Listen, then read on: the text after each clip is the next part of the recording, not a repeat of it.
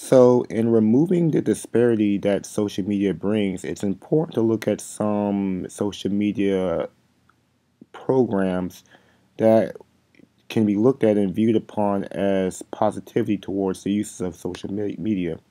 So, let's go ahead and let's look back at a few social media sites that will be good for use and why they're good for use. The first one is the one that we mentioned before, which is Edmodo. Edmodo is a great alternative to the popular group, which is Facebook, in which if you want to connect with your students, you could do so on Edmodo, which is a great alternative from Facebook. Facebook allows a lot of students to go in and they can post whatever they would like to, and there really isn't too much privacy. As we talked about before, privacy is a big thing when working in social media. And of course, they can have their own profile page, which they can update their profile with information, and it'll be between you and your students. And as well, it's a learning tool, so therefore you can post assignments. You can post uh, assessments for them. Like I know I showed before that students can go to a personal page that you've created for them, and you can create a poll and figure out what their interests are. So this is definitely a way in which social media can be used personally.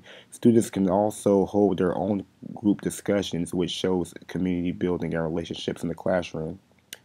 A next social media site which is used appropriately is Twitter. This is my Twitter account that my students can follow at Mr. E.Lewis. E.Lewis, if you want to follow me as well, it'd be good for you to do. This is pretty much when you tweet, and tweets are just updated information about things that are going on. Here are a few tweets from some of the people that I follow, some of my colleagues. Now, this is a good way for students to connect because you can figure out, what's going on with them, what things that are going on in the classroom. They can be updated through Twitter.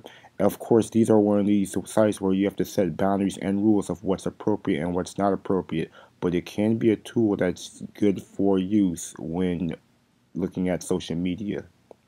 Another very popular social media tool is Instagram. Now, I just created my Instagram page for the usage of my students, but it shows pictures that can be posted. This is a good tool to use to show your parents, your students, things that are going on in your classroom, things that are going on outside the classroom that relates to your students. But it's definitely good, and of course, I don't have anything set up yet because, like I said, I just created this account.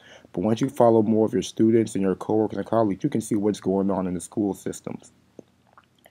Finally, another positive outlook, and this is a fairly new uh, social media site that's growing very rapidly. This is called Periscope. Now, with Periscope, you can follow people, and this lets you see things live and in action. It's a video outlet, so depending on who you follow, it shows you things that they're doing actively right now. It sometimes even can save it for later if you want to view it later. So, for example, if I was to click this play button here, it shows what's going on visually, like whoever that person's following. All right, and it gives a nice little visual of what that person sees. We're on Koh Samet Island in Thailand. Hey guys! Sunrise from Cappadocia. And that's just a visual example of what some people use Periscope for, and it shows what students can like. They can comment on what they're seeing, which is a very good tool for students to use. I hope this section will help you explore and think considerably about using social media.